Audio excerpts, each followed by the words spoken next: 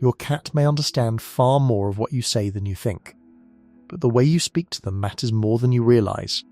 Get it right, and your cat may start responding to you in ways you've never noticed before. They won't understand your words like a human would, but they can quickly learn what your tone, gestures and repeated sounds mean. Cats are constantly reading us, even when it doesn't look like it. The problem is most of us are speaking a language they were never taught, and ignoring the language they're already speaking back. So today, we're going to fix that, one signal at a time. Stick around, because by the end of this, you'll never look at your cat's blink, their tail, or even their meow the same way again. Let's start with the one almost nobody notices, but every cat is doing it constantly. When your cat looks directly at you and slowly closes their eyes, that's not boredom, and it's not sleepiness. It's one of the clearest trust signals a cat can give a human. Researchers at the University of Sussex studied this exact behaviour and found that cats are more likely to approach and feel relaxed around people who slow blink back at them. Think about it from the cat's perspective. Closing your eyes near a predator or near something you don't fully trust is dangerous. So when a cat does it deliberately, in front of you, they're telling you they feel safe enough to be vulnerable. Here's how to actually do it. Wait for a calm moment, not when your cat is playing, eating or distracted by something across the room. Look at them directly. Then close your eyes slowly, really slowly, for about 2 full seconds and open them again at the same unhurried pace. Don't blink normally and call it done. The slowness is the entire message. A fast blink doesn't carry the same meaning to a cat. In the same way a fast, rushed hug doesn't feel the same as a slow, genuine one to us. Most cats will do one of 3 things. They'll slow blink back at you almost immediately. They'll get up and walk toward you. Or, if they're mid-nap, they might just relax their posture even further, which is its own quiet form of acknowledgement. Practice this a few times a day, especially during calm moments like after a meal or during a lazy afternoon, and you'll start to notice it becoming a 2-way habit. Now let's talk about names, because most people are using their cat's name completely wrong. Dogs were bred over thousands of years specifically to please humans. Cats, on the other hand, essentially domesticated themselves, choosing to live near humans because it was convenient, not because pleasing us was the goal. That difference matters a lot when it comes to names. If you just yell your cat's name across the house with no context, there's genuinely no reason for them to respond. There's nothing in it for them. The fix is simple, but it takes consistency. Every time you say your cat's name, follow it up with something they actually want. That could be a small treat, a few seconds of play, or even just gentle affection if that's what they enjoy. Do this reliably for a couple of weeks, and your cat starts to build a mental association. Their name stops being just a sound and starts being a signal that something good is about to happen. Timing matters here too. Try to deliver the reward fairly quickly after saying their name, while the connection between the sound and the outcome is still fresh in their mind. If too much time passes, the link gets weaker. One thing to avoid: don't only say their name when something negative is about to happen, like getting pulled off the counter or shoved into a carrier. If their name becomes associated with unpleasant moments, they'll start avoiding it, and you, instead of coming closer. Next, let's talk about your voice, because tone changes everything with cats. Cats can be more responsive to higher-pitched, cat-directed speech, especially when it sounds gentle and friendly. You've probably seen someone talk to a cat in that slightly silly higher voice, and maybe you've even made fun of it. But there's a reason it tends to work. A softer, higher tone often reads as non-threatening, which makes cats more comfortable engaging. Try shifting your pitch slightly when you greet your cat or call them over. Instead of a flat "Hey, cat," try something warmer, like "Hi, baby," in a gentler tone. Watch their ears. Often you'll see them rotate toward you, which is a sign they're actually listening. The important caveat here is authenticity. Cats are surprisingly good at picking up on forced or exaggerated energy. If your gentle voice sounds fake or performative, it can actually make them more cautious rather than less. So keep it natural. Think less baby talk performance and more the way you'd talk to someone you're comfortable with. Now let's talk about energy, because this one trips up a lot of well-meaning cat owners. Cats are constant energy readers. If you walk into a room loud, fast, and overly excited, even if your intentions are completely good, your cat may read that as unpredictable or even threatening. This is especially true for cats who are naturally more cautious or who've had less socialization. Instead, try mirroring your cat's calm, measured energy. Move slowly. Speak softly. Give them the space to approach you on their own terms rather than closing the distance for them. When you walk into a room your cat is in, resist the urge to immediately go toward them talking loudly. Instead, sit down, lower your voice, and let them decide when and if they want to come investigate. This single shift, being the calm presence in the room instead of the exciting one, tends to make a noticeable difference over time, especially with shy or more reserved cats. Your energy essentially sets the emotional tone for the whole interaction, whether you realize it or not. This next one might be the single most important thing on this entire list, because getting it wrong undoes almost everything else you're trying to build.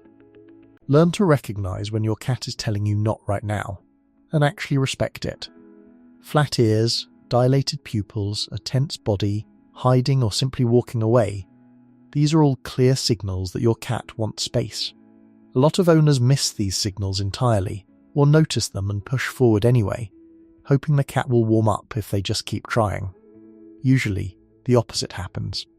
When you ignore these cues repeatedly, you're essentially teaching your cat that you don't understand or don't care about what they're communicating. That erodes trust over time. Instead, when you see these signals, back off calmly. You don't need to make a big production of it, just give them the space they're asking for. Here's the part most people don't expect. Respecting these boundaries consistently tends to make cats more likely to seek you out later, on their own terms. It's not about tricking them into liking you. It's about proving through repeated experience that you're safe to be around, and that being near you doesn't mean losing control over their own space. Now let's get into meows, because your cat has essentially built a private vocabulary just for you. Adult cats mostly reserve meowing for communicating with humans. In the wild, or even among other cats, adult meowing is fairly rare. Kittens meow at their mothers, but that behaviour usually fades as cats mature, unless a human is on the receiving end. In other words, your cat's meowing is largely a habit they've developed specifically because it works on you. That said, not every meow means the same thing, and there are some rough patterns worth knowing. A short, high-pitched meow is often a greeting or a simple "hey, I see you." A longer, drawn-out meow tends to signal more urgency, often around food or attention. A rapid series of meows in a row can indicate excitement or a stronger sense of urgency, like they really want you to notice something right now. It's worth saying clearly, though, that these aren't universal translations. Your own cat may use the exact same sound for a completely different reason than another cat does. The real skill here isn't memorizing a chart, it's paying attention over time to which sounds show up in which situations for your specific cat. Do they meow a certain way right before mealtime? A different way when they want to be let outside or into a room? Once you start noticing these patterns, you'll realize your cat has been talking to you in a fairly consistent way for a long time. You just hadn't cracked the code yet. Now, before you try to interact with your cat at all, there's one physical detail worth checking first: their whiskers. Whiskers forward and slightly spread out usually signals curiosity and openness. This is often a good moment to engage. Whiskers pulled back flat against the face tends to indicate fear, stress, or defensiveness, and that's a clear sign to give space rather than push forward. Whiskers in a relaxed, neutral position, neither pinned back nor pushed forward, usually reflects a calm content state. But here's an important caveat. Don't read the whiskers in isolation and assume you have the full picture. Whiskers are one piece of a larger puzzle. Pair what you see there with the position of the ears, the size of the pupils, the posture of the tail, and the overall body language.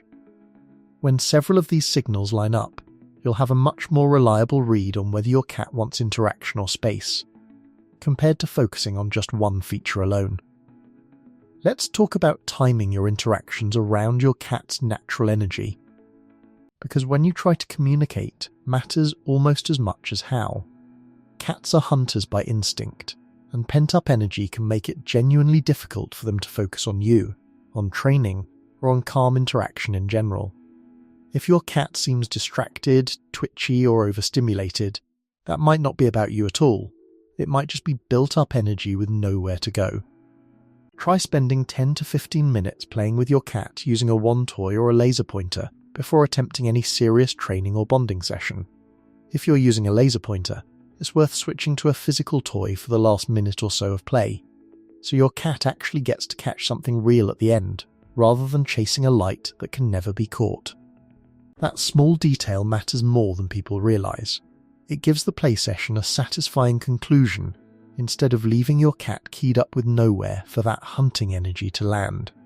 Once your cat is calm, but still alert, rather than fully wound up, or completely checked out, that tends to be the best window for teaching a new word, working on their name, or simply having a quieter, more connected moment together.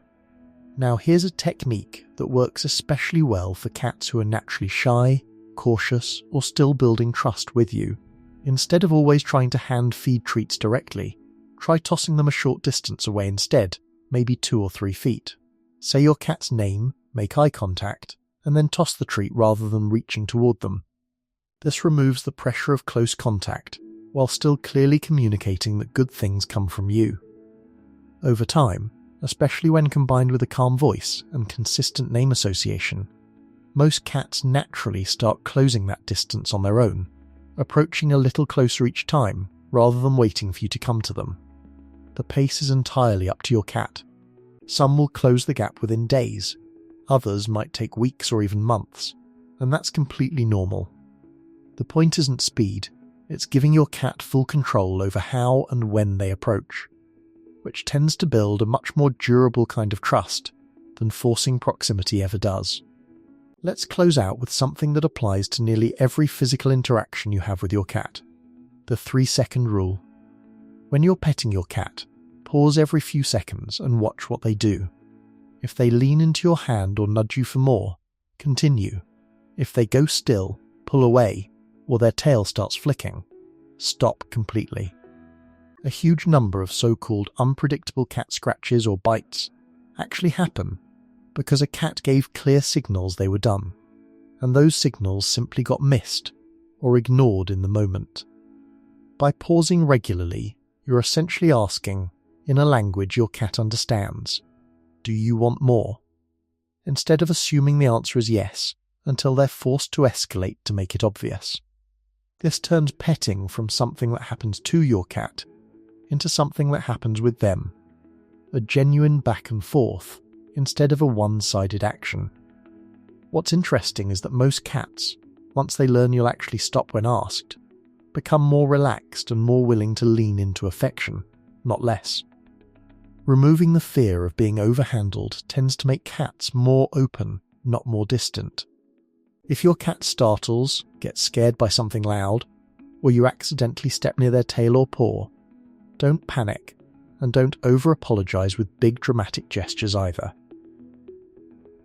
Just get low, keep your movements slow and non-threatening, use your normal calm voice, and give them a moment before offering a treat or toy if they seem ready for one. Chasing after a startled cat to comfort them usually backfires. It tends to prolong the stress rather than resolve it. Space, followed by calm consistency, does more repair work than any single gesture ever could. So, out of everything we've covered today, the slow blink, using their name with intention, adjusting your tone, matching their calm energy, respecting their signals for space, learning their unique meows, reading whiskers alongside the rest of their body language, playing before serious interaction, using distance and treats to build trust at their pace, and the 3-second petting rule, You don't need to master all of it overnight. Pick 2 or 3 that feel most natural to start with, and practice them consistently for the next couple of weeks. Because sometimes, understanding your cat isn't about getting them to listen to you. It's about learning how to listen to them.